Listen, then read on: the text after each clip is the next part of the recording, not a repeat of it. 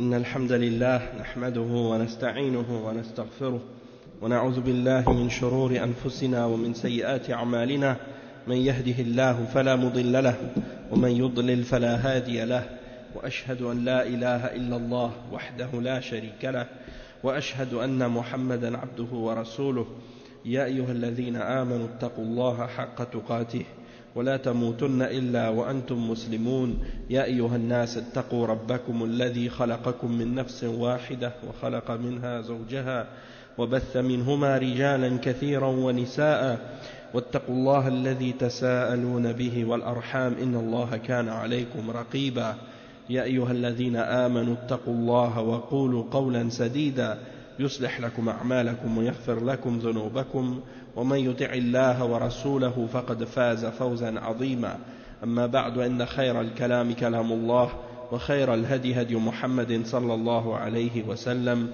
وإن شر الأمور محدثاتها وكل محدثة بدعة وكل بدعة ضلالة وكل ضلالة في النار أما بعد. On commence aujourd'hui le cours 78 dans la lecture du tafsir de Surat al-Baqarah de Cheikh Salih al-Fawzan hafidhahullah ta'ala, et on est arrivé dans le verset 164 aujourd'hui. On continue dans le verset 164 dans lequel plutôt le verset 164 qui dit إن في خلق السماوات والأرض واختلاف الليل والنهار والفلك التي تجري في البحر بما ينفع الناس وما أنزل الله من السماء من ماء فأحيا به الأرض بعد موتها وبث فيها من كل دابة وتصريف الرياح والسحاب المسخر بين السماء والأرض لآيات لقوم يعقلون.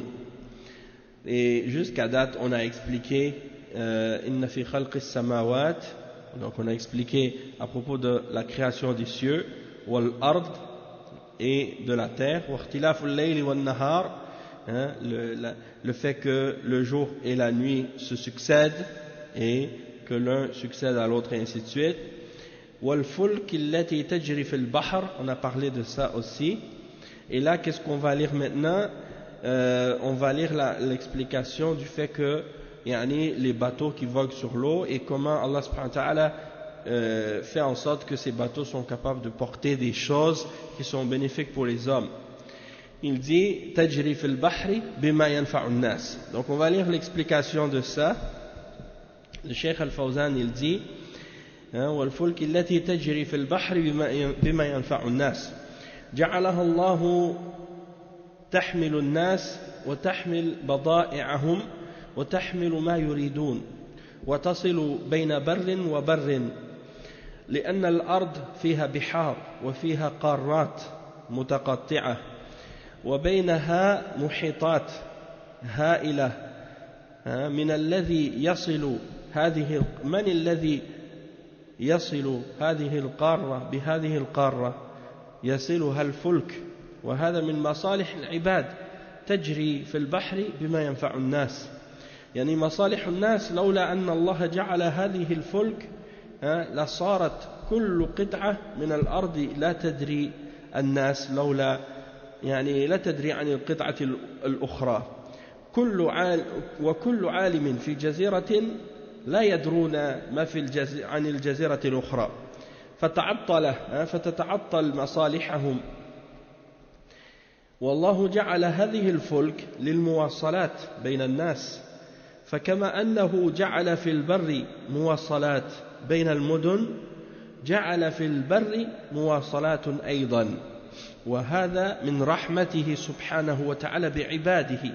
وهذا من العجائب أن هذه الفلك العظيمة التي كالجبال أو كالمدن الكبيرة تكون فوق الماء محملة بملايين أو بمئات الأطنان الثقيلة ولا تغوص في الماء إلا إذا أراد الله إهلاكها فإنها تغوص وتحدث الحوادث فيها بأمر الله سبحانه وتعالى. Donc le cheikh il explique que ces bateaux qui voguent sur l'eau et sur lesquels on transporte des choses qui sont profitables aux hommes et qui sont bénéfiques pour les hommes, Allah subhanahu wa ta'ala a fait en sorte que ces bateaux soient capables de porter des hommes, soient capables de porter des marchandises, soient capables de porter ce qu'ils veulent et de connecter les territoires ou les différentes terres les unes avec les autres. Parce que la terre est composée donc de beaucoup d'océans, de beaucoup de mers qui sont séparées. Les terres sont séparées par les mers et parfois même les continents qui sont séparés par des océans. Et donc, qu'est-ce qui fait en sorte qu'on soit capable de connecter une terre ou un continent avec un autre? Eh bien, c'est par l'intermédiaire de ces bateaux-là. C'est sûr qu'aujourd'hui, on a également les avions qui nous permettent de voyager d'une terre à l'autre et qui est plus rapide encore, mais à l'époque, il n'y avait que les bateaux qui pouvaient transporter de la marchandise et amener les gens d'un endroit à l'autre pour traverser les mers. Et encore aujourd'hui, malgré qu'on a les avions, il y a encore beaucoup de marchandises qui sont transportées par bateau. Malgré les avions, il y a encore beaucoup de marchandises qui sont transportées par bateau.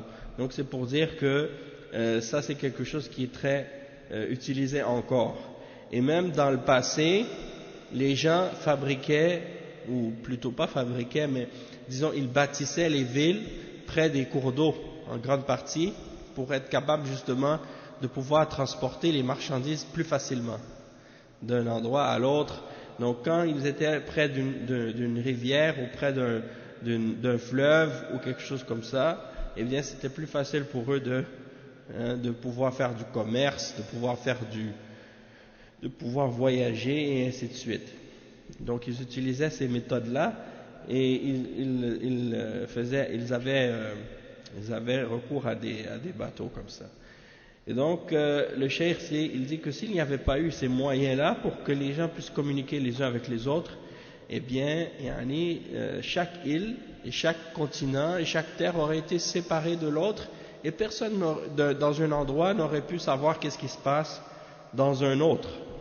Chaque île, chaque personne ou chaque peuple qui habite dans un endroit isolé ou dans une île, personne n'aurait pu traverser et aller voir ailleurs qu'est-ce qui se passe et savoir les nouvelles des autres. Et donc il y aurait plus d'échange de biens et les intérêts des gens auraient été perdus dans ce cas-là.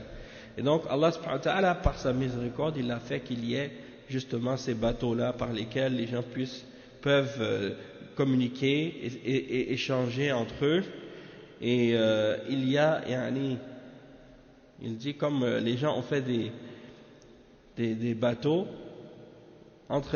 comme il dit de la même manière qu'entre les villes il y a des moyens de communication entre chaque ville, d'une ville à l'autre, que ce soit par les routes ou par les trains ou par les autres moyens de transport sur la terre. Eh bien, sur l'eau, il y a aussi également, comme on dit, des moyens de transport qui sont ces bateaux-là. Et ça, c'est une miséricorde de la part d'Allah subhanahu wa ta'ala qu'il a fait en sorte qu'on soit capable justement de pouvoir faire ça. Et ça fait partie des choses qui sont étonnantes et surprenantes également, puisque tu vois que parfois ces bateaux-là sont comme des montagnes sur l'eau. Et on est dans le sens qu'ils sont immenses, ces bateaux. Et quand tu vois surtout les gros vaisseaux de croisière, ou les porte-avions militaires, ou bien également les bateaux qui portent du pétrole. J'ai oublié comment on les appelle. Les pétroliers, oui c'est ça. Donc les gros bateaux qui portent du pétrole, c'est des bateaux immenses. Et les bateaux qui portent aussi les containers dans lesquels on met des marchandises, tu les vois, sont vraiment géants. Et malgré les tonnes qu'ils portent, des millions de tonnes, et malgré que ces choses-là sont très très lourdes, mais elles ne s'enfoncent pas dans l'eau, elles ne coulent pas. Ça c'est par la puissance d'Allah subhanahu wa ta'ala que ces choses-là peuvent flotter comme ça, sauf si Allah subhanahu wa ta'ala décide de les faire couler, alors dans ce cas-là, ces choses-là se produisent par l'ordre d'Allah subhanahu wa ta'ala.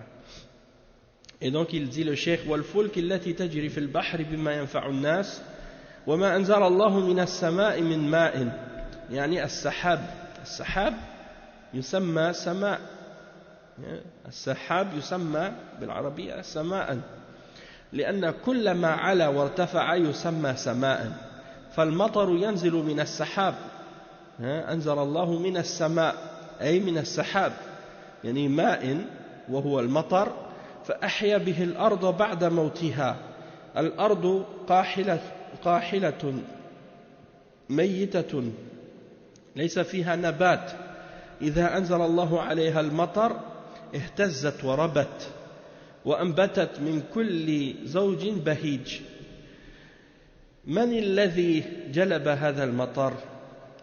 من الذي جلب لها المطر؟ الله سبحانه وتعالى وهذا المطر أيضا يخزن في الأرض فتكون منه الآبار وتكون منه الأنهار يعني سلكه ينابيع في الأرض لصالحهم فهو فوق الأرض ينبت النبات وفي جوف الأرض يخزن لكم وتحتاجون إليه في المستقبل وأنزلنا من السماء ماء بقدر فأسكناه في الأرض وإنا على ذهاب به لقادرون من الذي أمسكه في هذه المخازن في الأرض؟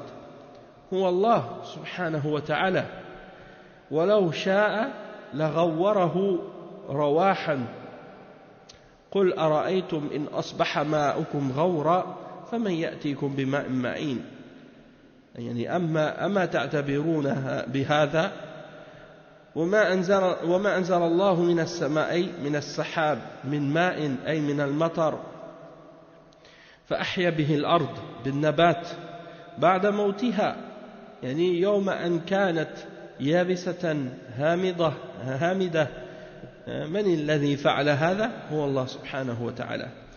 Donc le cheikh il parle maintenant du fait que il fait descendre de l'eau du ciel et le cheikh il explique qu'en arabe yani, on peut appeler les nuages on peut les appeler ciel puisque l'eau ne descend pas du ciel elle descend des nuages mais quand on lit dans le verset il dit wa anzala minas sama wa ma anzala Allahu minas sama c'est-à-dire wa alaykum salam wa rahmatullah ce que Allah subhanahu wa ta'ala a fait descendre du ciel et en réalité ici il est question des nuages parce que l'eau elle descend des nuages et donc il dit le cheikh que tout ce qui est au-dessus en arabe on peut l'appeler sama il dit لأن كل ما علا وارتفع يسمى سماء c'est pour ça que même les nuages on peut les appeler ciel en arabe on peut sahab on peut les appeler sama et il dit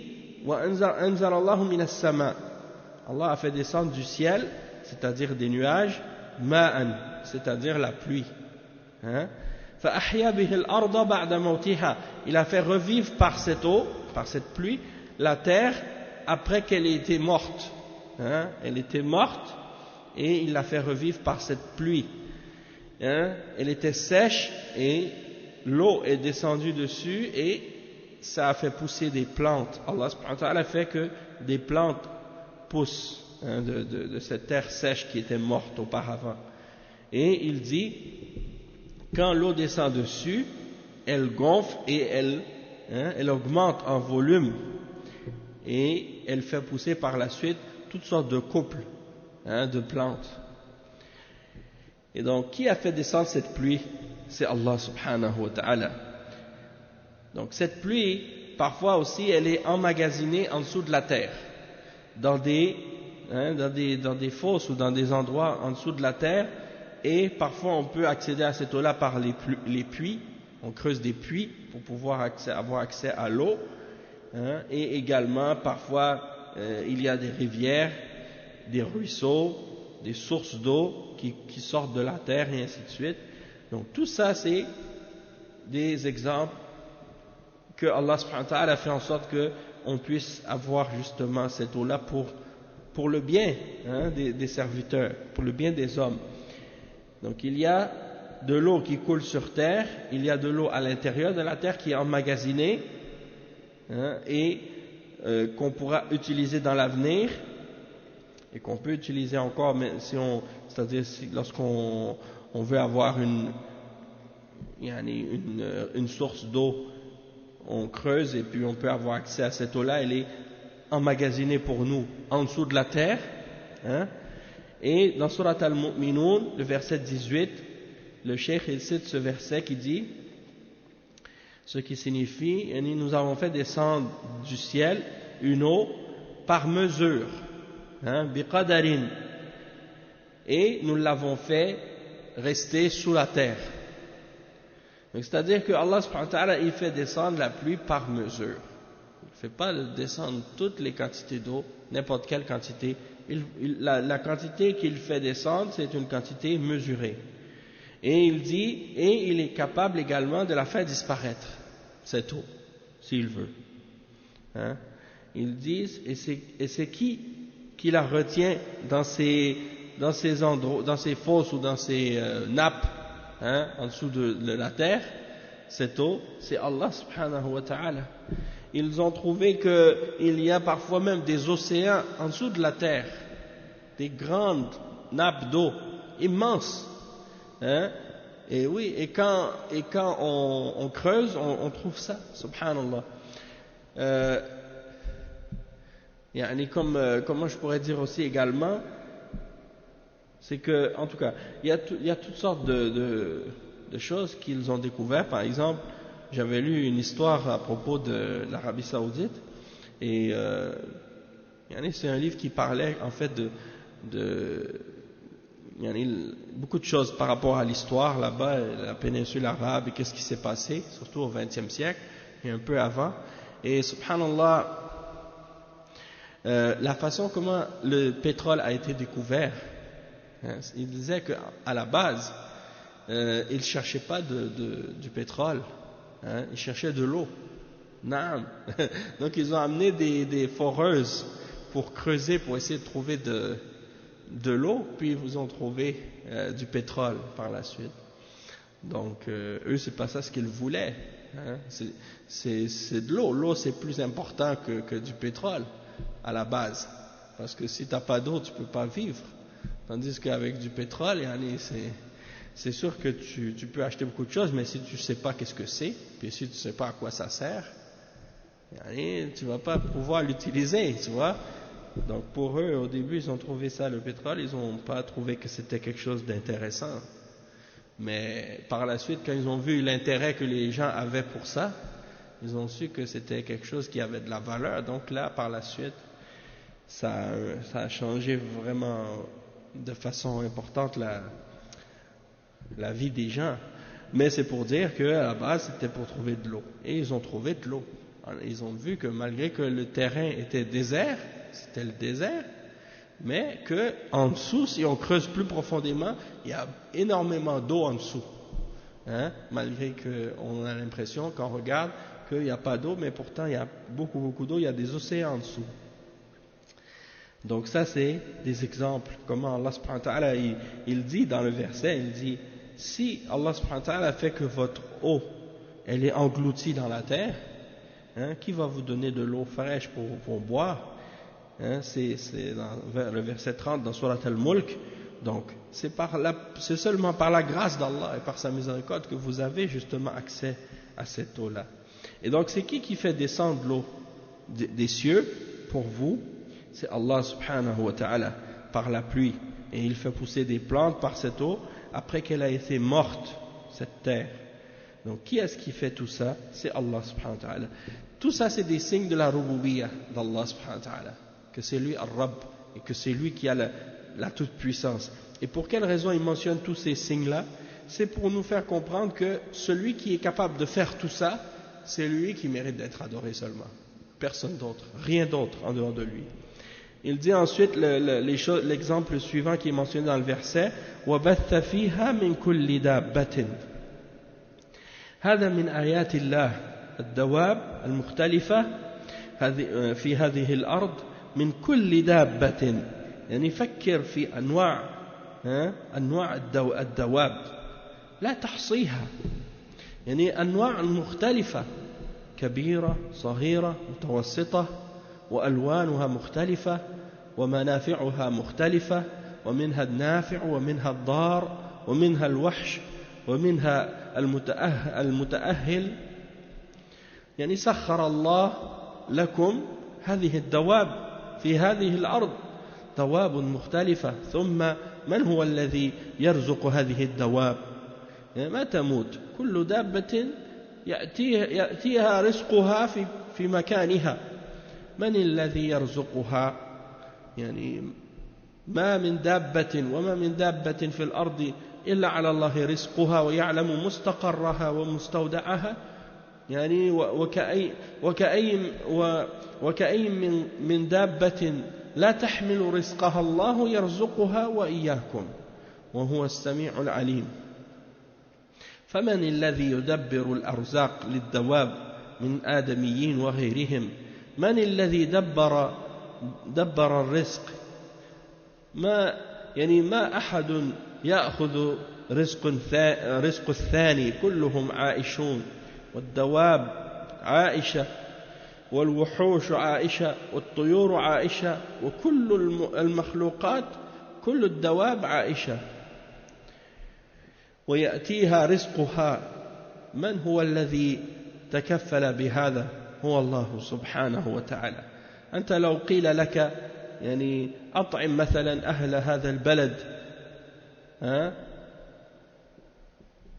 أو غديهم أو فطرهم، يعني ماذا يكون عندك من الخبز ومن الاستعداد ومن الله عز وجل يطعم كل هذه المخلوقات ويرزقها كلها ويغذيها ويرزقها كلها، وهذا بقدرته سبحانه وتعالى. Donc le cheikh il dit ensuite dans le verset, Allah subhanahu wa ta'ala il mentionne maintenant les animaux et les bêtes. Il dit وَبَثَّ فِيهَا مِنْ كُلِّ دَابَّةٍ, yani sur la terre il a fait en sorte que se propagent et se multiplient toutes sortes d'animaux et de bêtes. Tout ça c'est parmi les signes d'Allah subhanahu wa ta'ala. Regardez toutes les différents animaux, les différentes bêtes qui vivent sur la terre, et chacune de ces animaux, de toutes ces différentes bêtes, tu t'assois, tu réfléchis à ça, toutes les espèces, toutes les différentes sortes, subhanallah, tu peux même pas les compter tellement elles sont nombreuses, des animaux différents, petits, d'autres sont grands, d'autres sont moyens, et ils ont des couleurs différentes, et ils ont des choses qui sont des choses qui sont bonnes, qui sont différentes des autres. Chaque animal il a quelque chose qui est bon, qui est différent de l'autre, qui est profitable, que tu peux utiliser, qui est bénéfique pour toi. Aujourd'hui je lisais un article sur les scorpions. Subhanallah. Les scorpions, on dirait en arabe on l'appelle aqrab. Aqrab, ok. Donc les scorpions c'est un animal étonnant et surprenant. Il disait que ça faisait partie des arachnaïdes, comme les araignées, même famille, proche. En tout cas, il disait qu'il y a à peu près 1000 espèces différentes. 1000 espèces différentes de scorpions dans différents pays.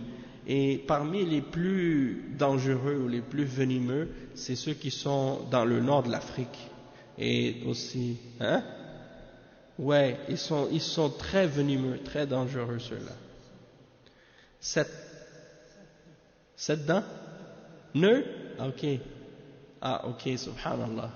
Donc moi je les ai jamais vus en vrai, mais c'est pour dire, je lisais l'article, ça disait, les plus venimeux là, ils sont dans ces régions-là. Subhanallah. Et il disait qu'il peut rester 3 mois sans boire et sans manger. 3 mois. Oui, c'est ça.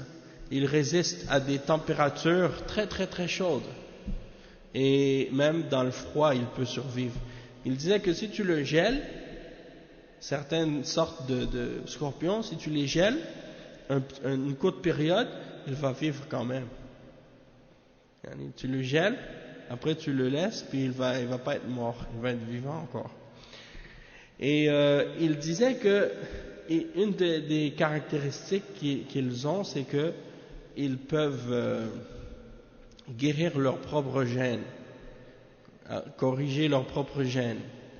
S'il y a un défaut dans leur gène ou des choses comme ça qui se passent à cause des radiations, parce qu'ils peuvent résister à des radiations très élevées, des niveaux de radiation, de radioactivité très élevés, plus que les êtres humains.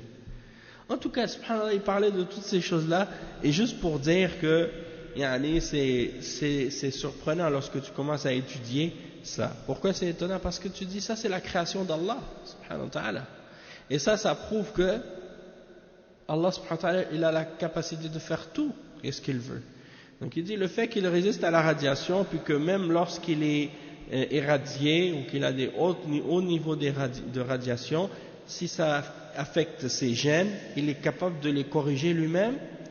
Donc ça veut dire que il y a dans son système quelque chose qui empêche justement qu'il ait des cancers à cause de ça. C'est très rare il y a très rarement des cancers chez les scorpions. Et il dit qu'ils sont en train d'étudier cette chose-là qui est à l'intérieur d'elle, qui lui permet de réparer ses gènes pour en faire un médicament ou un remède contre le cancer.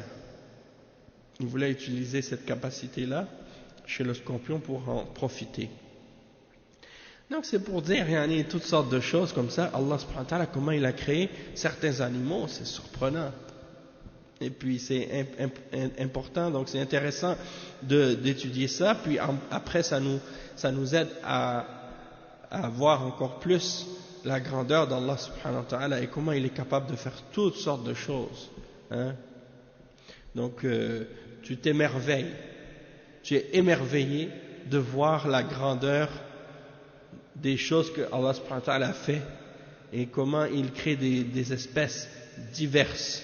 Hier on disait qu'il y avait à peu près 65 000 sortes d'arbres qui existent dans le monde. Ça c'est juste pour les arbres. Maintenant pour les scorpions, il y a 1000 espèces à peu près dans le monde. Donc ça c'est un exemple. Il disait que plus que le scorpion sa queue elle est large, plus il est venimeux et ses pinces sont plus petites. Hein? Et en tout cas, il expliquait des trucs comme ça. Donc, c'est juste pour dire, ça c'est un exemple d'un animal. Tu vas regarder un autre animal, tu vas trouver des choses encore plus étonnantes. Donc, tout ça c'est des signes d'Allah subhanahu wa ta'ala. Et donc le cheikh dit que chacun de ces différents animaux, c'est Allah subhanahu wa ta'ala qui lui donne sa subsistance. Subhanallah. Hein? Donc tu vois, cet animal-là, il peut rester 3 mois sans manger, sans boire, le scorpion. Nous, on ne peut pas rester 3 mois sans boire et sans manger. On va mourir avant ça. Hein? Les chameaux, ils peuvent rester longtemps sans boire, sans manger. On dit que dans sa bosse, il emmagasine des choses, oui c'est ça, hein? Il a un garde-manger là sur son dos. Bon, il y a d'autres animaux comme ça, et c'est pour dire que Allah subhanahu wa ta'ala il donne le risque à chaque être, à chaque animal, à chaque bête. Et il citait un verset, c'est le verset qui dit وَمَا مِن دَابَّةٍ فِي الْأَرْضِ إِلَّا عَلَى اللَّهِ رِزْقُهَا وَيَعْلَمُ مُسْتَقَرَّهَا وَمُسْتَوْدَعَهَا. C'est-à-dire, il n'y a pas une bête sur la terre, un animal sur la terre, excepté que c'est à Allah qu'incombe de lui donner sa subsistance. Et il sait, son gîte, il connaît son gîte, et il connaît l'endroit où il garde sa nourriture. Hein? Tout ça c'est écrit par Allah subhanahu wa ta'ala. Il y a des animaux, ils ont des habitats, et ils ramassent de la nourriture, puis ils l'emmagasinent dans un endroit. Hein? Chaque fois quand il a faim, il retourne. Et il y a des animaux qui hibernent. Quand c'est l'hiver, ils s'enferment dans leur habitat, puis ils dorment. Ils sont dans un état presque endormi là, pendant presque tout l'hiver. Ils se réveillent juste pour manger. Hein? Et puis après, quand c'est l'été, ils se réveillent puis ils sortent. Et c'est Allah subhanahu wa ta'ala tout ça qui leur donne leur risque. Il dit, et il cite un autre verset, le verset dans Surat Al-Ankabut, dans le verset 60. Et il dit que de bêtes ne se chargent point de leur propre nourriture. C'est Allah qui les nourrit, ainsi que vous. Hein? C'est lui l'audient et l'omniscient. Donc, c'est qui est-ce qui organise et qui gère la nourriture et la subsistance des animaux et des êtres humains et des autres, hein? C'est Allah subhanahu wa ta'ala. Donc, il n'y a pas quelqu'un qui prend la subsistance d'un autre. Chacun, il a sa subsistance. Hein? Et tout le monde arrive à survivre avec ça. Les animaux, ils vivent, les bêtes sauvages, ils vivent, les oiseaux, toutes les créatures, ils ont leur subsistance. Et c'est qu'est-ce qui se charge de ça? C'est Allah subhanahu wa ta'ala. Et toi, si on te disait par exemple, tu dois nourrir les habitants de tel pays, c'est toi qui dois nourrir les gens qui habitent dans ce pays-là, ou dans cette ville-là, tu dois nourrir tout le monde. Hein? Tu dois leur préparer le déjeuner, le dîner, le souper. Combien tu dois préparer pour nourrir tout le monde, comme pain et comme nourriture et comme ci et comme ça. Ça prend beaucoup de choses pour les nourrir. Et Allah, lui, il nourrit toutes les créatures sur la terre, pas seulement les êtres humains, même les animaux, les insectes, les poissons dans l'eau, toutes les créatures qui existent. Hein? Donc ça, c'est Allah subhanahu wa ta'ala qui le fait par sa toute puissance. Il dit ولا ينقص ذلك من خزائنه سبحانه ولله خزائن السماوات والأرض وما ينقص من خزائنه شيء منه أن خلق السماوات والأرض وهو ينفق خزائنه ملآ سبحانه وتعالى ما نفدت. أنت لو تنفق على أهل البلد لو عندك خزائن ملآ ما تأخذ أسبوعا إلا وهي خالصة ما عندك شيء. الله ينفق على العالم كله. الله سبحانه وتعالى ينفق على العالم كله ولا تنفد خزائنه سبحانه وتعالى. أليس هذا من الآيات الدالة؟ وهل الأصنام خلقت هذه الدواب؟ وهل الأصنام خلقت هذه الدواب؟ وهل رزقت هذه الدواب؟ هل هذه المعبودات التي تعبدونها فعلت شيئا من ذلك؟ تعالى الله عن ذلك. أين الذي سيجيب ويقول نعم؟ ما أسمع أحدا. حتى الكفار ما يستطيعون أن يقولوا نحن الذي خلقنا السماء، ما نحن الذي أنزلنا المطر، أو نحن الذي خلقنا الدواب، نحن الذي نرزقها. ما يستطيعون. الله عز وجل يتحدى بهذا جميع الخلق، ما يستطيع أحد أن يعترض أبدا، يسلمون كلهم بهذا، ولكن مع هذا يعبدون معه غيره عز وجل. Donc le cheikh il dit, malgré que Allah subhanahu wa ta'ala il donne à chaque créature sa subsistance, et qu'est-ce qu'elle a de besoin? Eh bien ces trésors ne diminuent jamais. Ces trésors ne diminuent pas. C'est à Allah qu'appartient les trésors des cieux et de la terre, comme c'est mentionné dans le verset 7 dans Surat Al-Munafiqun. Et ces trésors ne diminuent de rien. Depuis qu'il a créé les cieux et la terre, depuis le début de la création, et qu'il donne de sa subsistance et de ses trésors,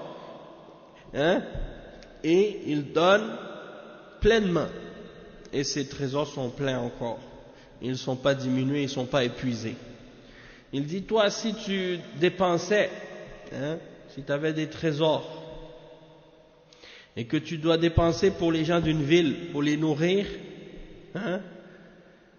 après une semaine, tes ressources, tes trésors, ils sont épuisés, ils sont finis. Il ne te reste plus rien. Mais Allah subhanahu wa ta'ala, lui, il dépense sur le monde entier, sur l'univers, et il dépense de ses trésors. Et donc, n'est-ce pas là un signe que Allah subhanahu wa ta'ala, c'est lui le seul qui mérite d'être adoré? Est-ce que les idoles, elles sont capables de créer ces animaux-là? Est-ce que les idoles, elles donnent à ces animaux leur subsistance? Allah al-Musta'an. L'autre jour, je suis allé avec la famille, la femme et les enfants, on est partis acheter des choses au magasin. Je me rappelle plus où est-ce qu'on était. En tout cas, on est passé devant un magasin et j'ai dit à ma petite fille, j'ai dit, regarde, j'ai dit, tu vois Salma ici, ça c'est les mouchrikines, ils ont mis une boîte avec une statue, puis ils lui mettent des pommes, des gâteaux, des trucs comme ça. J'ai dit, tu vois ça, j'ai dit, ma fille, j'ai dit, tu vois ça, c'est le shirk billah. Ils donnent la nourriture à la statue, ils pensent que la statue va manger. Ajib, hein? Et ma fille, elle sait, parce que je lui ai expliqué ça, ces choses-là, elle dit, subhanallah, elle dit, ils font le shirk, ça c'est, elle m'a dit, est-ce que la statue va manger ça? C'est pas possible, hein? Donc elle comprend, elle sait que c'est pas possible, parce que c'est une statue, elle peut même pas parler, elle peut pas bouger, hein? Mais pourquoi? Si le cheikh il dit, est-ce que les statues, ces idoles, elles sont capables de nourrir ces animaux? Ces idoles, eux-mêmes, ils donnent aux idoles de la nourriture maintenant, subhanallah. Et l'idole, elle n'est même pas capable de le manger. Donc comment l'idole pourrait donner la subsistance aux créatures? Impossible, hein? Et donc, toutes ces choses que les gens adorent en dehors d'Allah, est-ce qu'elles sont capables de faire quoi que ce soit de ça?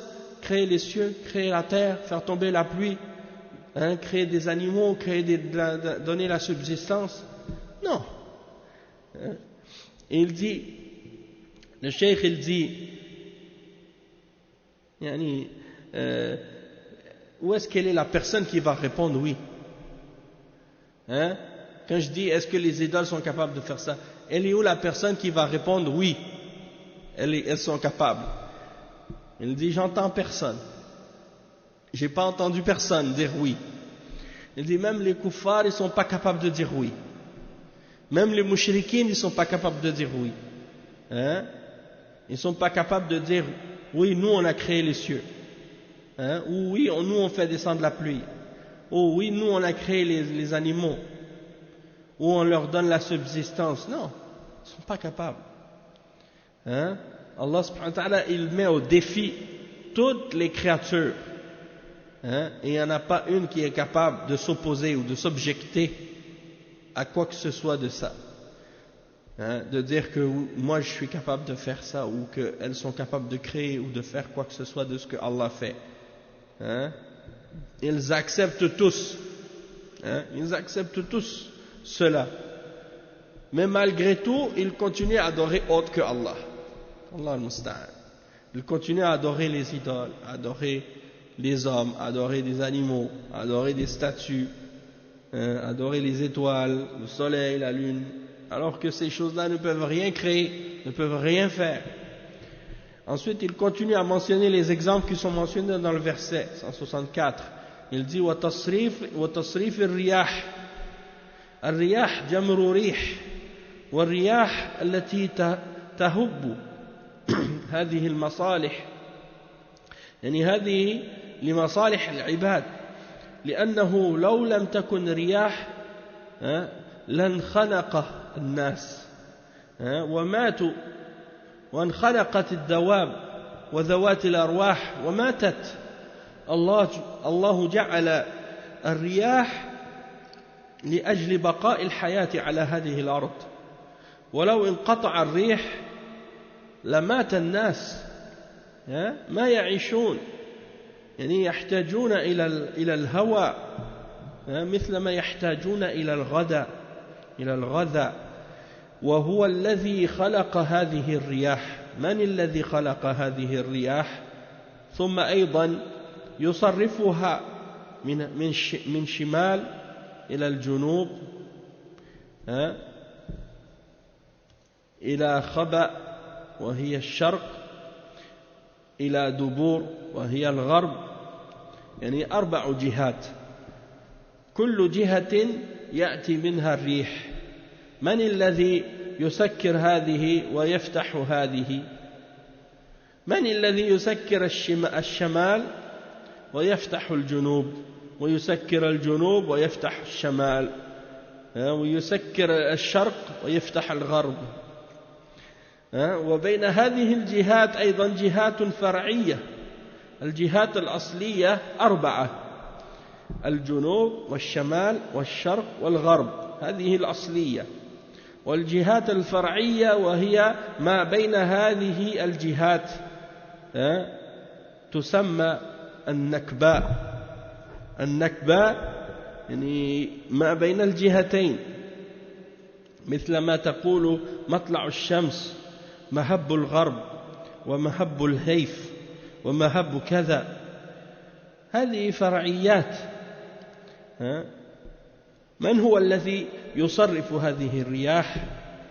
ريح يأتي من جهة كذا، وريح يأتي من جهة كذا، وريح باردة، وريح حارة، وريح فيها غبار، وريح عاصفة صافية، وريح شديدة، وريح هادئة. من الذي يصرفها؟ من الذي يصرف هذه الرياح؟ تصريف الرياح هذا فيه آية من آيات الله سبحانه وتعالى. Donc le cheikh il dit que l'orientation des vents qui soufflent de telle direction et de telle direction, وتصريف الرياح, donc les vents qui varient, la variation des vents, tout ça c'est des signes parmi les signes d'Allah. Donc al-riyah c'est le pluriel du mot rih, et rih c'est le vent, c'est l'air qu'on respire. Et donc il y a dans ça un bien pour les hommes, pour les créatures. S'il n'y avait pas d'air, on ne pourrait même pas respirer, on serait étouffé. Les animaux seraient étouffés aussi, même les plantes, on ne pourrait pas vivre, il n'y aurait pas de vie sans air. Et Allah subhanahu wa ta'ala, il a fait qu'il y ait de l'air et du vent dans le but de faire en sorte que la vie soit préservée sur terre. Et s'il coupait l'air, il coupait le vent, personne ne pourrait vivre. On a besoin donc du vent de la même manière qu'on a besoin de la nourriture. Et donc c'est qui est-ce qui a créé l'air et le vent? Ça c'est Allah subhanahu wa ta'ala. Et c'est qui est-ce qui varie la direction du vent, qui fait que le vent il souffle soit du nord ou du sud ou de l'est ou de l'ouest, les quatre, comme on dit les quatre coins cardinaux, nord, sud, est, ouest. Donc c'est qui contrôle ce vent-là?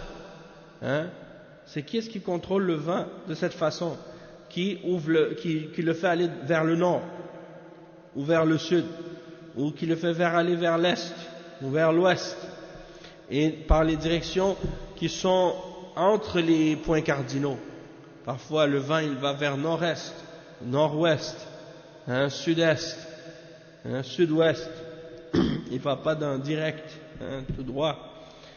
Donc il y a des différentes directions qui sont les 4 directions de base, puis il y a les directions entre les deux, et le lever du soleil et le coucher du soleil, et ainsi de suite. Donc tout ça, c'est qui est-ce qui contrôle le vent pour qu'il aille dans ces directions-là? Et le vent, tu les vois, des fois tu vois le vent il est chaud, des fois le vent il est froid, des fois le vent il est glacial, des fois le vent il y a de la poussière dedans, des fois le vent il est propre, il est pur, des fois le vent il est très fort, violent, des fois il est très doux, léger. Donc qui est-ce qui varie le vent, qui fait varier le vent de cette façon? C'est Allah subhanahu wa ta'ala. Donc encore un autre signe parmi les signes d'Allah subhanahu wa ta'ala. Il dit ici ثم قال والسحاب المسخر. السحاب هو المزن، وهذا المزن تثيره الرياح ثم تسوقه ثم تجمعه ثم تلحقه بالماء بأمر الله سبحانه وتعالى ثم تسوقه إلى الأرض التي يريدها الله سبحانه وتعالى إنزال الماء فيها فتنزل الماء في الأرض التي ساقها إليها. من الذي ينظم هذا السحاب؟ السحاب رقيق مثل الدخان، ومع هذا يحمل بحارا من الماء، يعني بحار من الماء يحملها هذا السحاب الرقيق ولا يسقط إلا بأمر الله سبحانه وتعالى. والعجيب أن هذا السحاب الرقيق يمسك الماء الغزير وإذا أمره أمطر، إذا أمره الله أمطر، وإذا أمره الله أمسك. ومن الذي يدبر هذا التدبير؟ ولماذا السحاب يمطر من جهة ويمسك من جهة مع أنه يمر من فوقها ويمر من فوق جهة محملا بالماء ولا يسقط منه نقطة أو نقطة؟ لأن الله منعه، يمر على الجهة المأمور بها فيرسل عليها الماء، وهو لا يصب الماء صبا بل يصب الماء يعني ودقا، فترى الودق يخرج من خلاله، يعني الحبات من الماء، أنه لو صبه صبا على الأرض أغرقها وأفسدها، فهو يجعله قطرات على قدر حاجة الناس. من الذي وزعه هذا التوزيع؟ ومن الذي ساقه؟ الله الذي يرسل الرياح فتثير سحابا فيبسطه في السماء كيف يشاء ويجعله كسفا فترى الودق يخرج من خلاله. وسمي السحاب بالسحب، سمي السحاب من السحب لأنه ينسحب ويسير. ومن الذي يسيره؟ Allah Azza wa Jal. Donc le cheikh il dit également parmi les signes d'Allah subhanahu wa ta'ala, il y a les nuages qui sont soumis dans le ciel, entre la terre et le ciel. Et le nuage, il est poussé par les vents, et tu vois qu'il avance, il est tiré et il se réunit. Et il devient de plus en plus gros, et il se remplit d'eau par l'ordre d'Allah, puis il est amené vers la terre que Allah a voulu irriguer, et il fait tomber la pluie sur cette terre vers laquelle Allah subhanahu wa ta'ala l'a amené. Et c'est qui est-ce qui organise et qui ordonne et qui arrange les choses de cette façon? C'est Allah subhanahu wa ta'ala qui contrôle les nuages. Et tu le vois, ce nuage, il est fin, il est léger. Quand on passe dans les avions, on passe en avion, des fois on rentre dans un nuage. Le nuage, il n'est pas solide. Il est comme de la fumée. Quand tu passes à travers, c'est comme de la fumée. Et il dit, le cheikh, il dit, malgré qu'il est léger comme ça, comme de la fumée, il transporte des océans, des grosses quantités d'eau. Tu ne sais pas la grosseur de quantité qu'il peut y avoir dans un de ces nuages. Surtout quand c'est des nuages de tempête immenses. Des nuages qui font des kilomètres de distance, tellement il y a de l'eau dedans.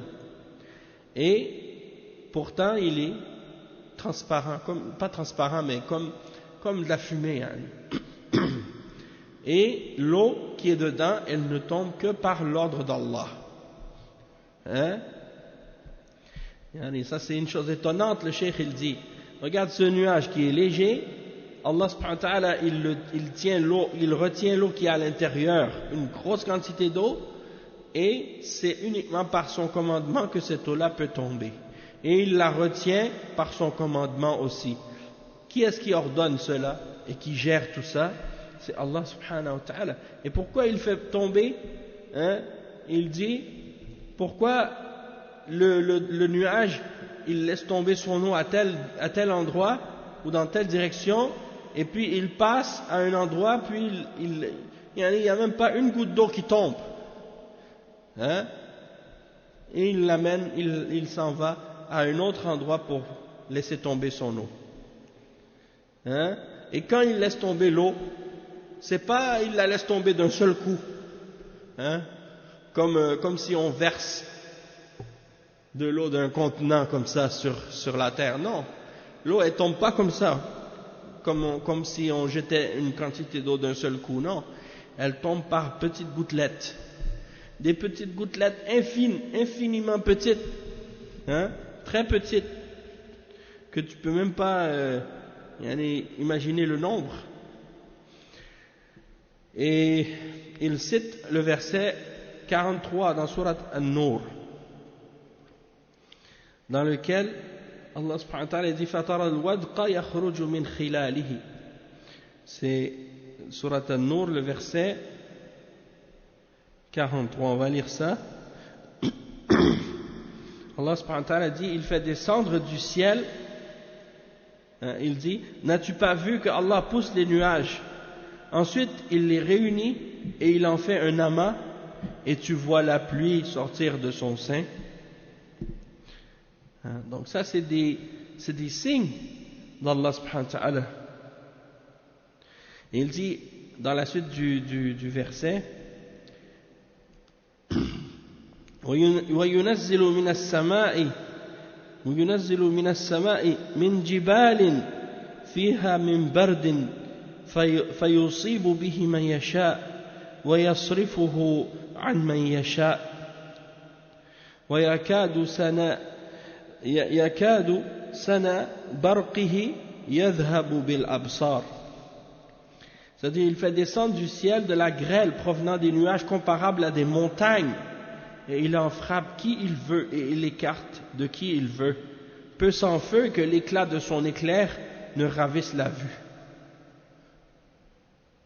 C'est une description exacte de qu'est-ce qu'on voit quand on voit les immenses nuages qui approchent. Ils sont tellement grands parfois que ça fait peur de les voir approcher.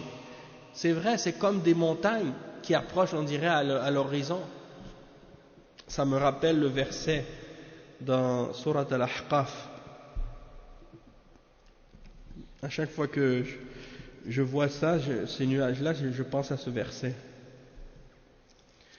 Je vais vous lire ça, vous allez voir. Dans Surat Al-Ahqaf, oui c'est ça, le verset 24. Allah subhanahu wa ta'ala, il dit puis voyant un nuage se diriger vers leur vallée, ils dirent voici un nuage qui nous apporte de la pluie. Au contraire, c'est cela même que vous cherchiez à hâter, un vent qui contient un châtiment douloureux, détruisant tout par le commandement de son Seigneur. Puis le lendemain, on ne voyait plus que leur demeure, hein? Ainsi rétribuons-nous les gens criminels. Donc ça veut dire que eux ils voyaient les nuages avec le vent au loin qui arrivait, ils étaient contents, ils ont dit on va avoir de la pluie, ça va irriguer nos champs, ça va être bon pour nous. Finalement c'était un nuage dans lequel il y avait un châtiment d'Allah. Et c'est pourquoi le prophète sallallahu alayhi wa sallam, chaque fois qu'il voyait un nuage approcher, un gros nuage, il avait peur, hein? Il était effrayé à cause de ça. Il craignait que ce soit un châtiment d'Allah. Donc, il dit tu vois des petites perles de pluie qui tombent du ciel, des petites gouttes.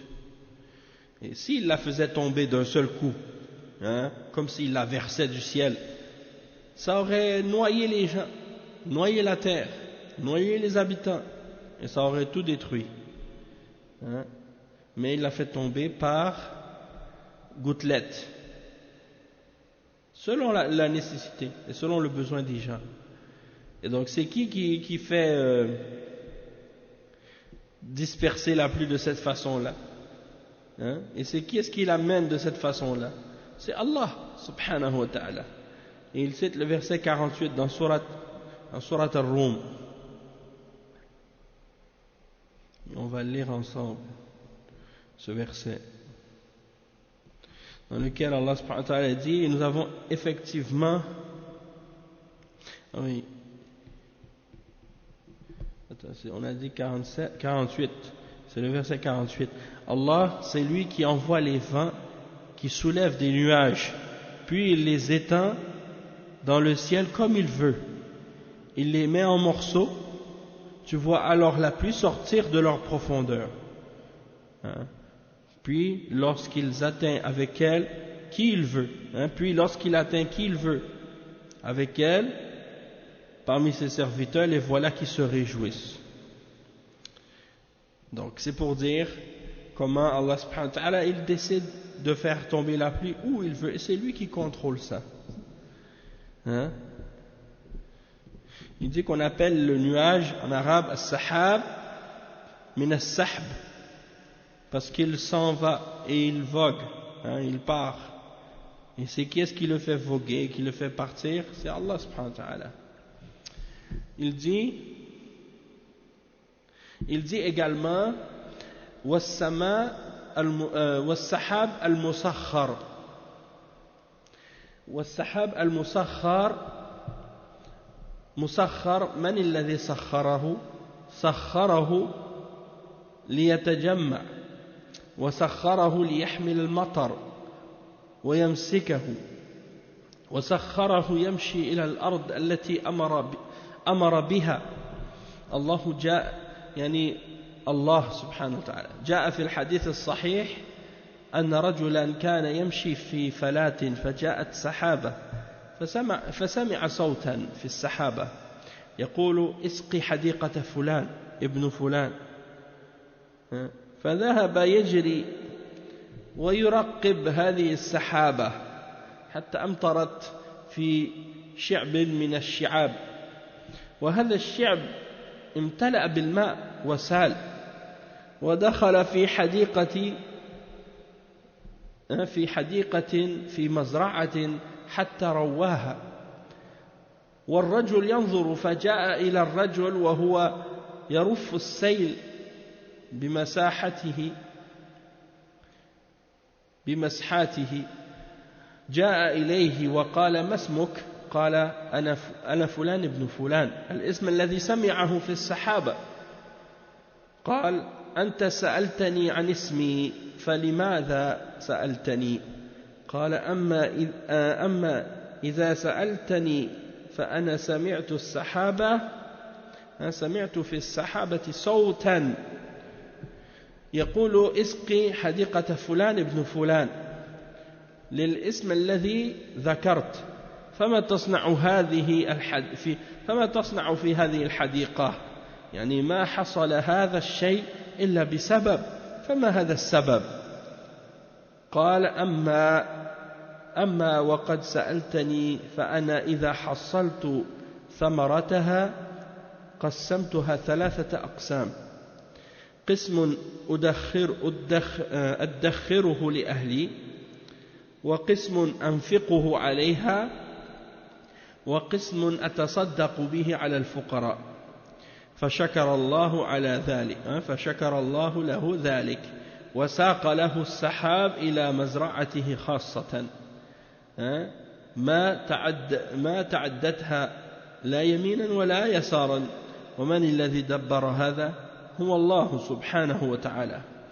Donc le cheikh il explique que le nuage il est soumis à l'ordre d'Allah.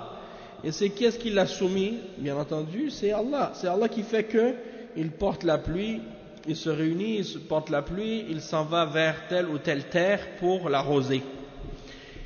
Il dit que dans le Sahih de Muslim, selon Abu Huraira, c'est rapporté que un homme, il marchait dans un espace, dans un endroit, un champ, quelque chose comme ça, et il a vu approcher un petit nuage. Et dans le nuage, il a entendu une voix qui disait « Va arroser le jardin d'un tel, fils d'un tel. Il a entendu un nom. Alors, il a commencé à courir pour suivre ce nuage, jusqu'à ce qu'il voit la pluie commencer à tomber dans un endroit. Hein? Et il dit que l'eau a commencé à s'emmagasiner, à se remplir et à couler jusqu'à ce que ça rentre dans le jardin, dans un champ, ou un jardin, disons un champ cultivé, et le champ a été complètement irrigué. Hein? L'eau elle est rentrée, puis elle a irrigué tout le champ au complet. Et il a vu un homme qui le regardait. Alors l'homme, il est allé voir, celui qui a suivi le nuage, il est allé voir cet homme qui avait ce champ. Il lui a demandé, quel est ton nom? Et il a dit, mon nom c'est un tel, fils d'un tel. Alors il a dit, c'est-à-dire c'est le même nom que le nom que j'ai entendu dans le nuage. Alors l'homme, il a dit, pourquoi tu me demandes mon nom? Il dit, parce que j'étais quelque part, j'ai entendu un nuage, dans le nuage, j'ai entendu dire dans le nuage, va arroser la terre d'un tel, fils d'un tel. C'était le nom que tu m'as mentionné. Et le nuage est venu jusqu'ici, puis il y a eu cette pluie qui est tombée dessus, qui a irrigué ton champ. Donc il dit, je voulais savoir qu'est-ce que tu fais avec ta récolte, qu'est-ce que tu fais avec ton bien quand elle pousse. Parce qu'il faut qu'il y ait une cause.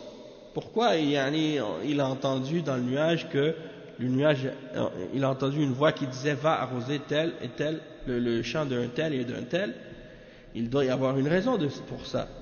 Alors il dit, tu me demandes, alors je vais te dire. Il dit, je sépare toujours ma récolte en 3 parties. Une partie, je la garde pour ma famille. L'autre partie, je le dépense, je le donne. Une autre partie, je l'utilise pour mes besoins, comme je dépense avec. Et l'autre partie, je le donne aux pauvres. Donc il a divisé ses biens, sa récolte en 3. Et il a remercié Allah subhanahu wa ta'ala pour ça. Et il a dit donc c'est probablement à cause de ça que Allah subhanahu wa ta'ala lui fait cette miséricorde et lui donne cette bénédiction de faire en sorte que son champ à lui en particulier soit arrosé par ces nuages-là, parce que il est reconnaissant envers Allah subhanahu wa ta'ala. Et donc le nuage il ne va ni à gauche ni à droite, mais il vient exactement là où Allah subhanahu wa ta'ala lui a ordonné d'aller, et il l'arrose.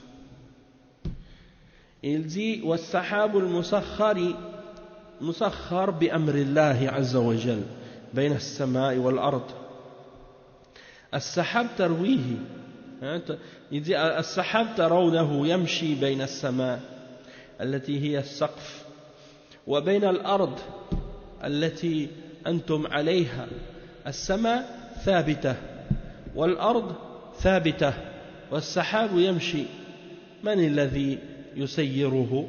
هو الله سبحانه وتعالى. والسحاب المسخر بين السماء والأرض لآيات، يعني لدلالات في هذه المخلوقات، لآيات لقوم يعقلون أي يفهمون. العقل المراد به هنا الفهم والتدبر.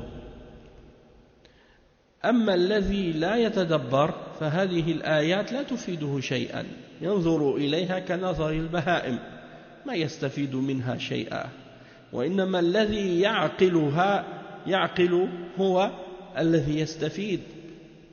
لآيات لقوم يعقلون، يعني يتدبرون ويتفكرون في خلق السماوات والأرض. هؤلاء هم الذين ينتفعون بهذه الآيات ويستدلون بها على قدرة الله عز وجل، ويعرفون أنه لا يستحق العبادة إلا هو سبحانه، فهذا فيه الحث على التدبر والتفكر في مخلوقات الله عز وجل. أنت تسير تحت أرض وفوقك سماء، وعن يمينك وشمالك نباتات وحيوانات وجبال ووهاد، ولهذا لا تتفكر. أفلا ينظرون إلى الإبل كيف خلقت، وإلى السماء كيف رفعت، وإلى الجبال كيف نصبت، وإلى الأرض كيف سطحت. أما نتفكر في هذه المخلوقات الهائلة، لأن هذا يهدي القلب إلى الله عز وجل، ويحبب الرب إلى عباده سبحانه وتعالى، ويدلهم على أنه لا يستحق العبادة غيره سبحانه.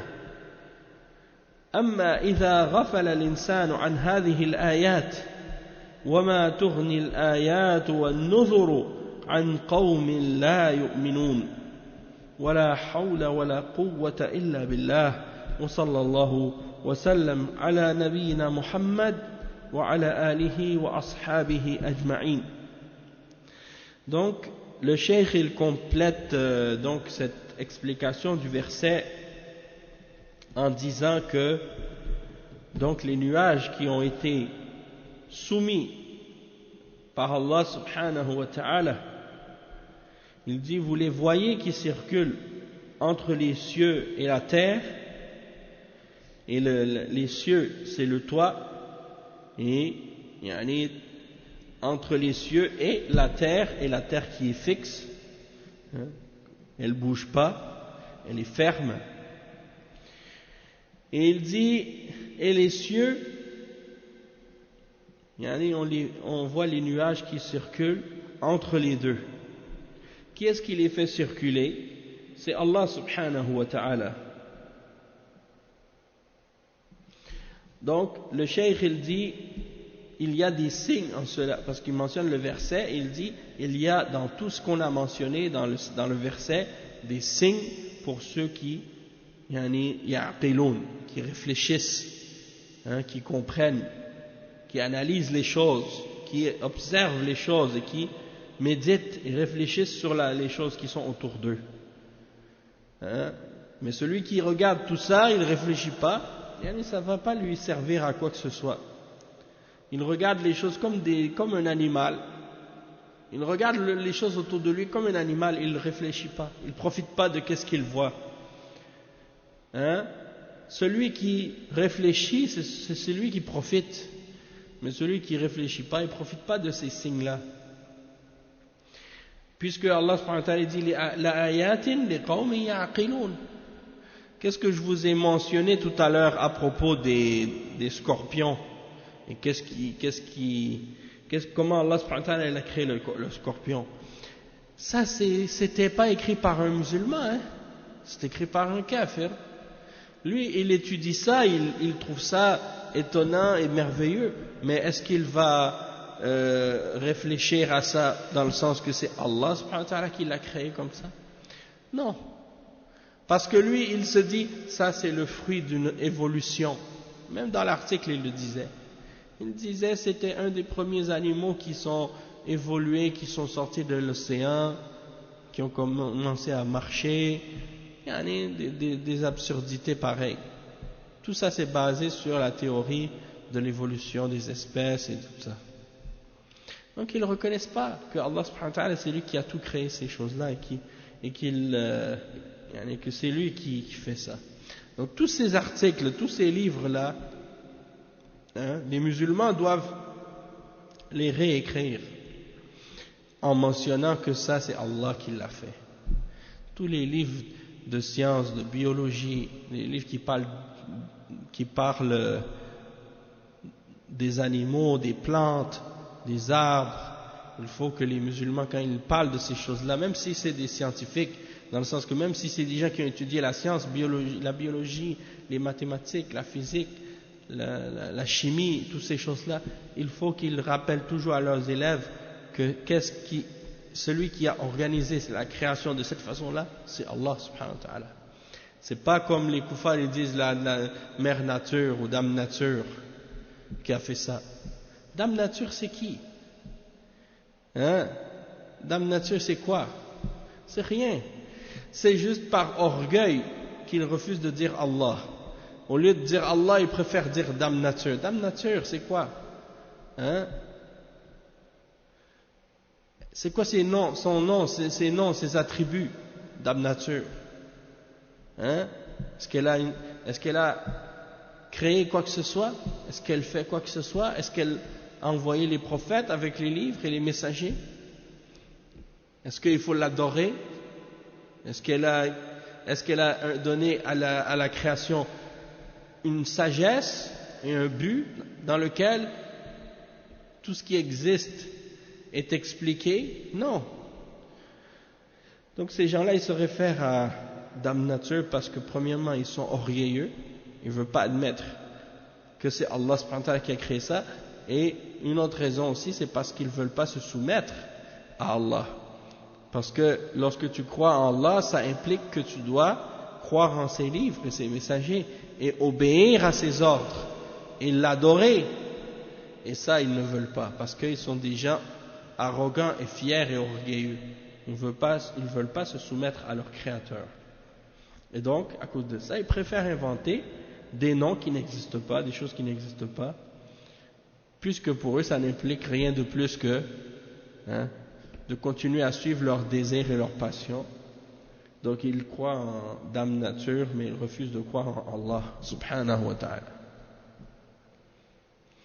Donc, le cheikh, il dit, est-ce qu'ils n'ont pas réfléchi et médité sur la création des cieux et de la terre?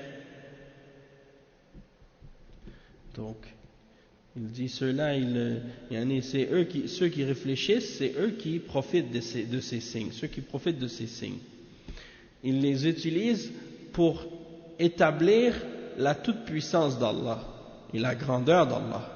Donc le croyant, lui, il va lire sur les différentes créatures et les différentes choses qui existent dans l'univers, et tout ça, ça le renforce dans sa conviction en Allah et dans sa foi en Allah, que Allah il est tout puissant et qu'il a la sagesse infinie, absolue.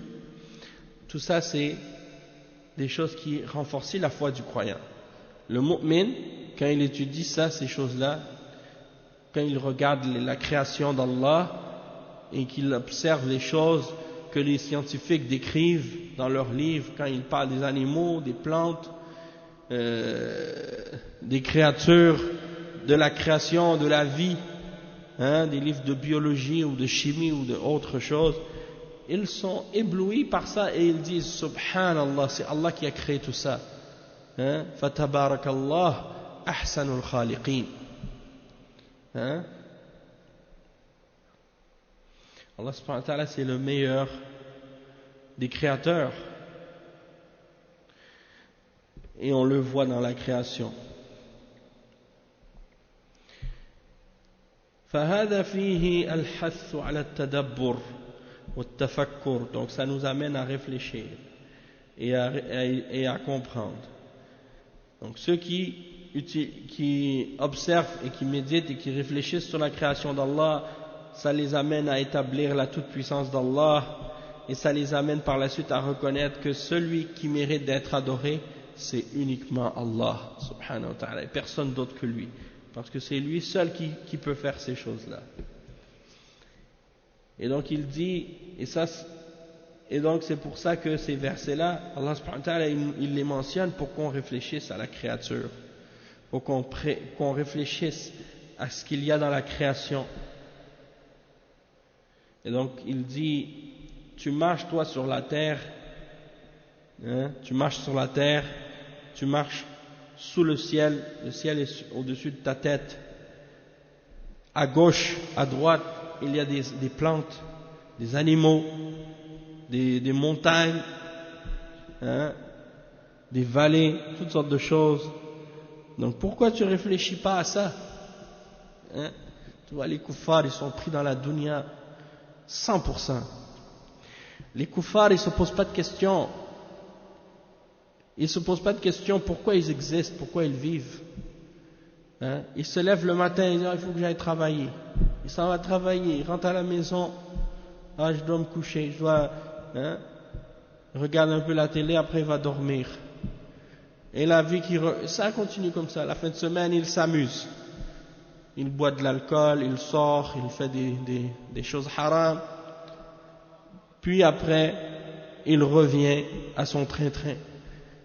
Des fois, de temps en temps, une fois par année, une semaine ou deux par année, il va en vacances.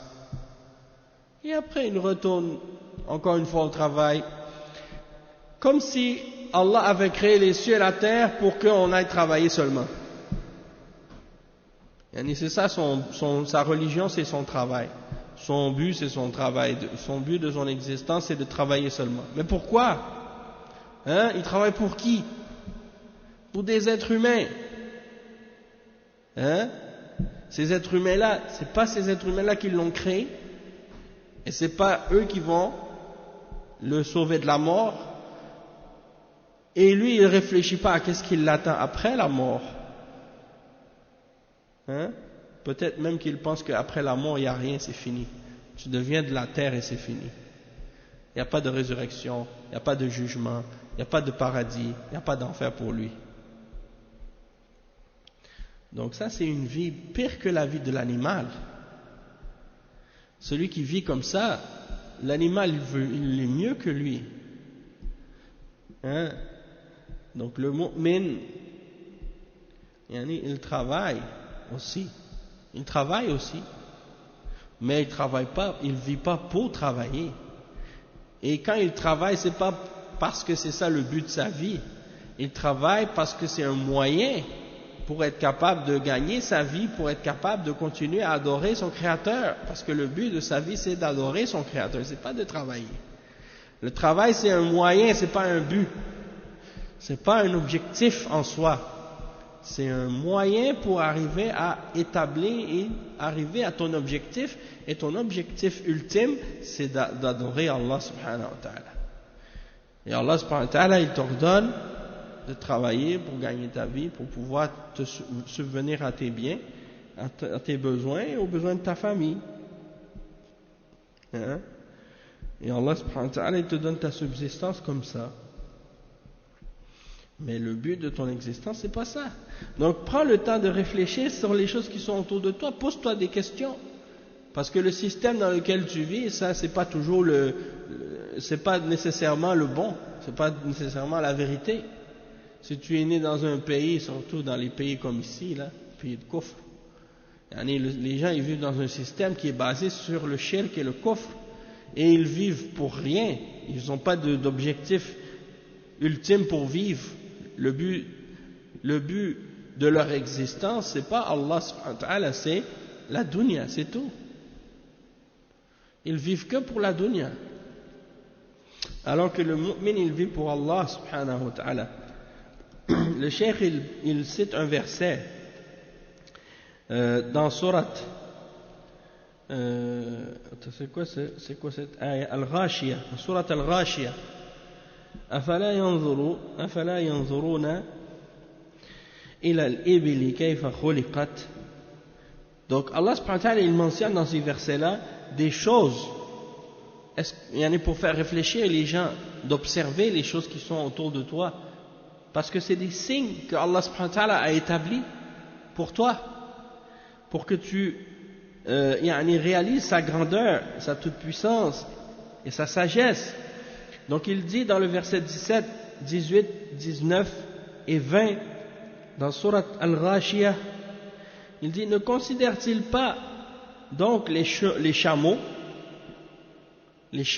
comment ils ont été créés, et le ciel, comment il a été élevé, et les montagnes, comment elles sont dressées, et la terre, comment elle est nivelée.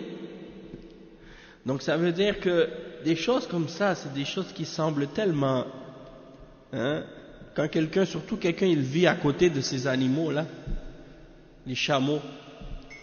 Nous, on voit un chameau ici au Canada, on voit un chameau, on est complètement ébloui parce que on n'est pas habitué de voir ce genre d'animal. Mais pour ceux qui vivent avec des chameaux tout le temps, un chameau c'est normal.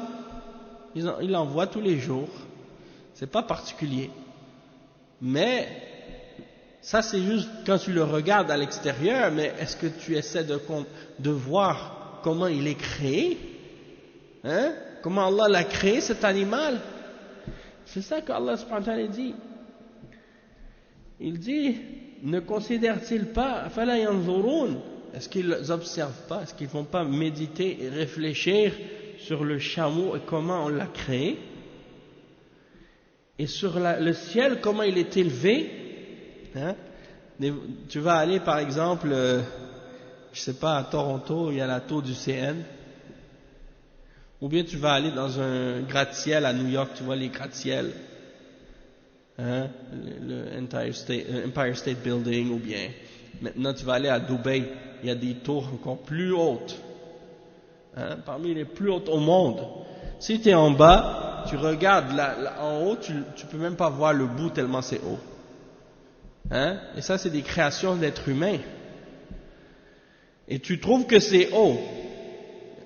Des fois même tu es chez toi, il y a une lumière au plafond qui est brûlée, tu peux même pas monter pour la changer parce que le plafond est trop haut. Tu as besoin d'une échelle pour monter, pour aller la changer. Et Allah subhanahu wa ta'ala, il dit, n'ont-ils pas regardez le ciel, comment il est élevé. Le ciel même tu peux pas l'atteindre. Même avec les fusées et les trucs qu'ils envoient là maintenant dans l'espace, ils ne sont pas capables d'arriver jusque là. Donc, celui qui l'a élevé le ciel de cette façon, hein, ça montre sa grandeur, subhanahu wa ta'ala. Et il dit, et les montagnes, comment elles sont dressées, et la terre, comment elle est nivelée, et ainsi de suite. Donc, tout ça, c'est des signes. Le cheikh, il dit, il faut réfléchir à ces choses-là, observer ces choses-là. Hein? Est-ce qu'on n'a pas y réfléchi à toutes ces grandes créations? Il dit, ceux qui regardent ça et qui ne réfléchissent pas, ils n'y profitent pas. Il dit, لِأَنَّ هَذَا يَهْدِي الْقَلْبِ. Lorsque tu observes les créations d'Allah et les créatures, ça guide ton cœur vers Allah subhanahu wa ta'ala. Et ça fait en sorte que tu aimes ton Créateur. Hein? Ça fait en sorte que les serviteurs aiment encore plus leur Créateur parce qu'ils voient à quel point sa création elle est immense et grande et magnifique et merveilleuse. Hein? Et il dit, et ça indique également une chose, c'est qu'il n'y a rien qui mérite d'être adoré excepté lui. Subhanahu wa ta'ala. Donc il dit, mais lorsque l'être humain devient indifférent et insouciant à ces signes-là, eh bien, il passe devant, puis il réfléchit pas, ça ne crée rien de particulier en lui. Et il cite un verset dans Surat Yunus, le verset 101.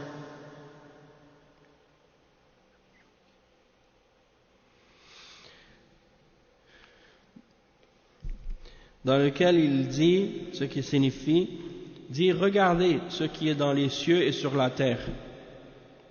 Mais ni les preuves, ni les avertisseurs, c'est-à-dire les prophètes, ne suffisent à des gens qui ne croient pas. Donc ça veut dire que quand des gens n'y croient pas, ils deviennent insouciants, ils vont observer les signes d'Allah subhanahu wa ta'ala, puis ça ne va pas avoir d'effet sur eux. Hein? Ça va rien vouloir dire pour eux de plus. Et il y a un verset aussi que j'aime beaucoup dans Surat Al-Imran à la fin. C'est vraiment beau. C'est les versets.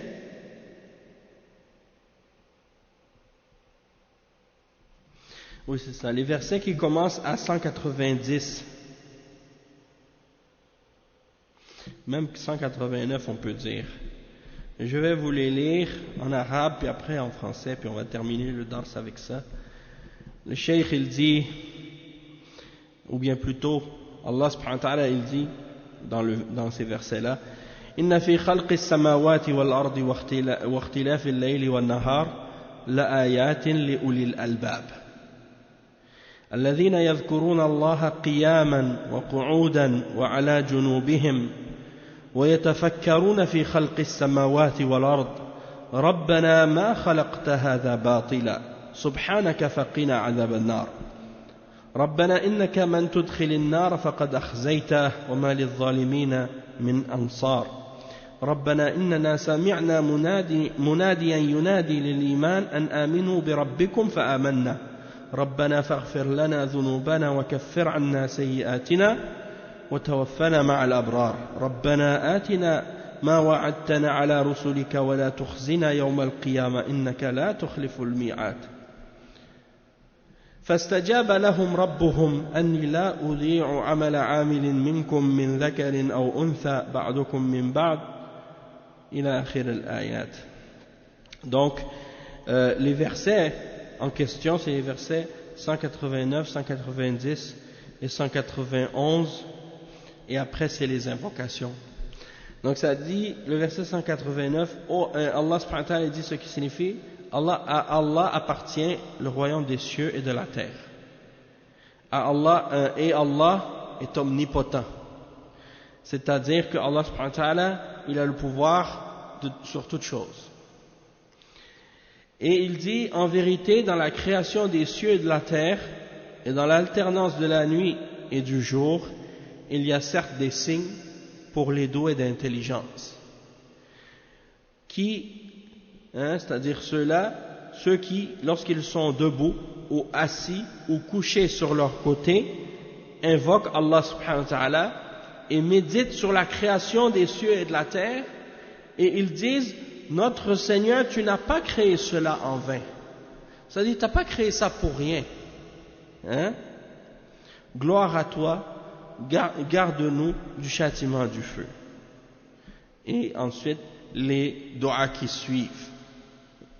Lisez ces versets-là dans Al-Imran à la fin. Vous voyez donc que les croyants c'est comme ça. Et ça c'est des versets, ça fait réfléchir. Franchement, moi je me rappelle quand j'étais très jeune encore, avant l'islam. Je disais ça l'autre jour aux frères. J'ai dit, j'étais pas musulman encore, j'étais à l'arrêt d'autobus, je regardais le ciel un soir et j'ai dit, subhanallah, je regardais les étoiles, j'ai dit, Allah il n'a pas créé ça pour rien. Dieu il n'a pas créé ça pour rien, c'est pas possible. Qui nous a mis ici sur cette terre, et puis on voit tous ces étoiles et ce ciel et ce monde immense qu'il a créé, et puis que c'est pour rien. Et qu'on va mourir puis que c'est fini, il n'y a pas quelque chose plus grand. C'est pas possible. Et n'importe qui a un minimum de bon sens, il le sait. C'est écrit dans notre fitra même, c'est dans notre nature même, écrit à l'intérieur de notre âme. Allah subhanahu wa ta'ala, il l'a mis à l'intérieur. Tout le monde le sait. Même si parfois les cœurs ils sont endurcis, et à cause de ça ils ne sentent plus, ils ne réfléchissent plus. Nasallallahu al-afiyah. Donc le cheikh il termine comme ça le dars, il dit wala hawla wala quwwata illa billah wa sallallahu ala nabiyyina Muhammad wa ala alihi wa ashabihi ajma'in. Donc on va s'arrêter ici pour aujourd'hui, puis on continuera demain inshallah. Subhanakallahumma wa bihamdika ashhadu an la ilaha illa ant astaghfiruka wa atubu ilayk wa sallallahu wa sallam ala nabiyyina Muhammad wa ala alihi wa sahbihi ajma'in. Wa iyyakum. Donc ça on a complété les versets 163-164 et les prochains versets que le cheikh il va expliquer c'est 172 à 176. Inch'Allah, ça c'est demain on va commencer ça. Bi'idhnillah.